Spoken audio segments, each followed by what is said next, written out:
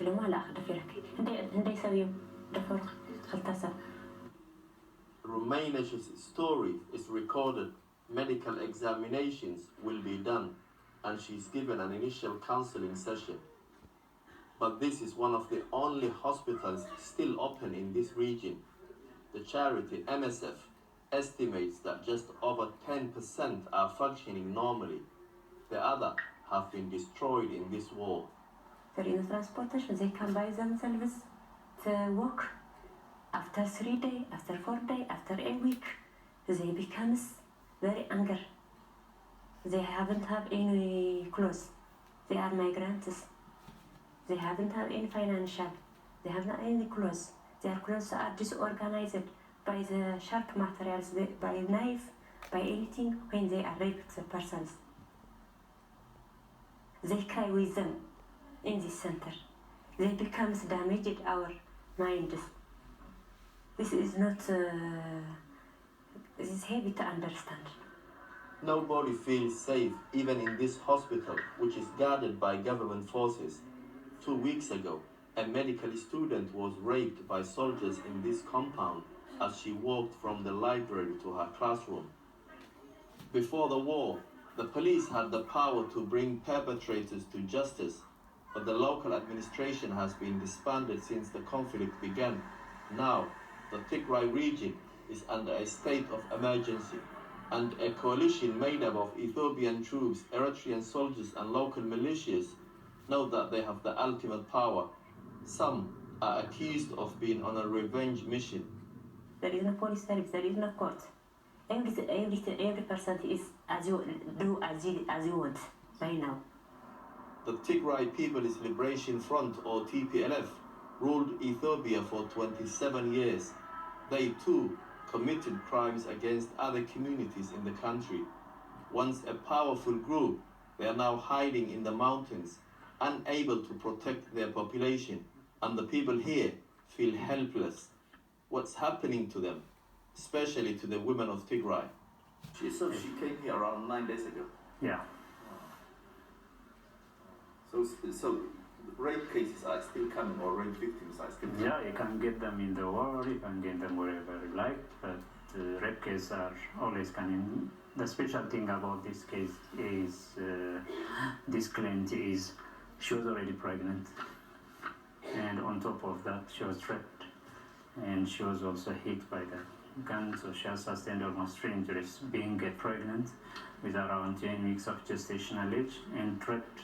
Probably from her history that she told us, from her history she was raped for 3 days, being locked in a house by one of the soldiers, and she came to us bleeding.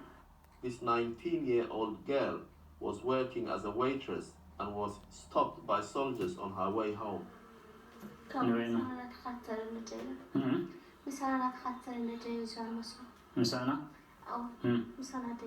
Do you?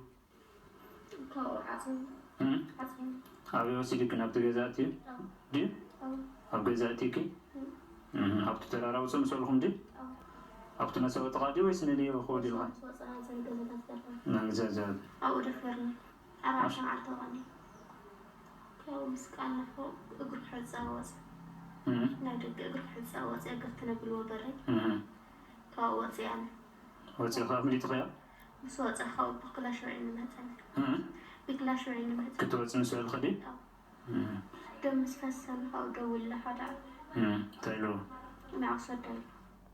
When he realized that she is bleeding, he called another soldier and he ordered him to take her and throw her on the road.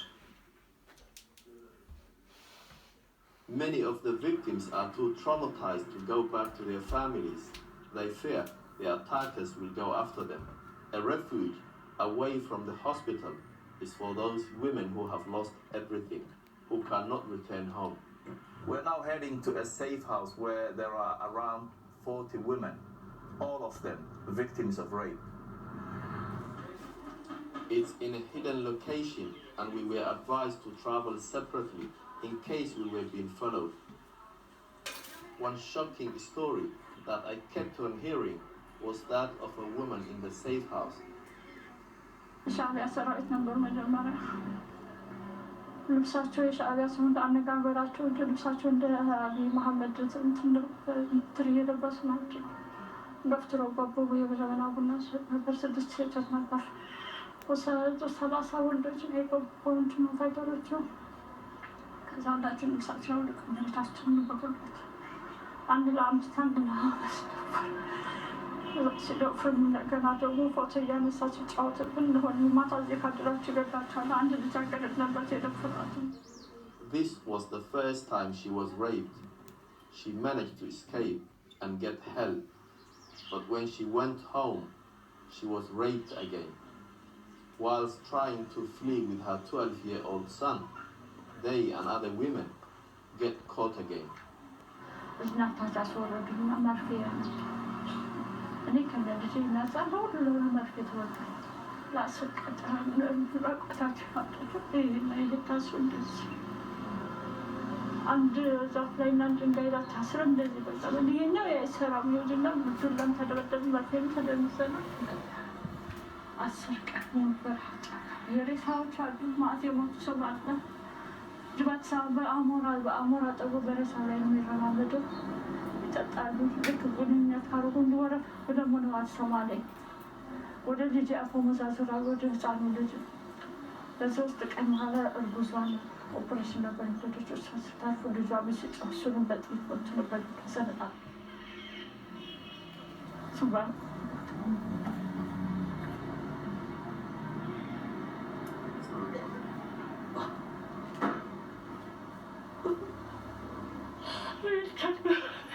Sorry.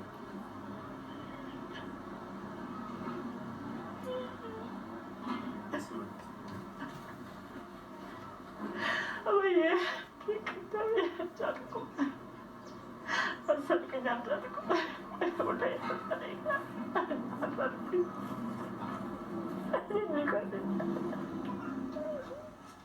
"12 years her son killed in front of her.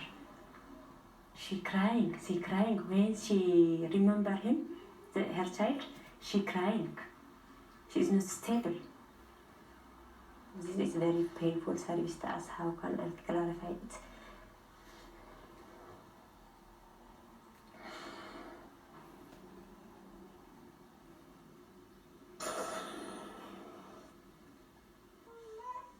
For every woman who manages to get help, there are 20 or 30 more she talks about who haven't been able to make it to a safe place. The innocent victims of a war who feel abandoned not just by their country, but by the international community. That report produced by Jamal Osman and Amir Amane Kiaro, Elias Tefaye and Daniel Araye. And if you've been affected by the issues in this report, you can go to channel4.com/support. Tonight, in a statement, the Ethiopian embassy has said that they remain deeply concerned by allegations of the use of rape as an instrument of war. The government also maintains a zero-tolerance policy towards rape and sexual violence. It goes on. The government of Ethiopia has taken concrete steps to address any human rights abuses that have occurred within the context of the conflict triggered by the TPLF, and also welcomes international assistance to undertake further investigations, and welcomes the possibility for collaboration on potential joint investigations with relevant human rights bodies. That was their statement. Now, this terrible conflict has inevitably led to a refugee exodus. We're joined now from the Sudan-Ethiopia border by CNN senior international correspondent Nema El-Bagir.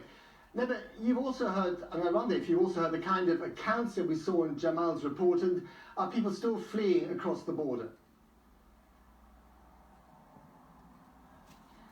We've certainly heard similar stories with regards to the perpetrators. This allegation that Eritrean soldiers, Amhara militia, the Fanu, also another Amhara militia have been involved with this. And also the sense that the women have that this is very, very intentional, that the pathology behind this isn't about rape as a tragic consequence of war.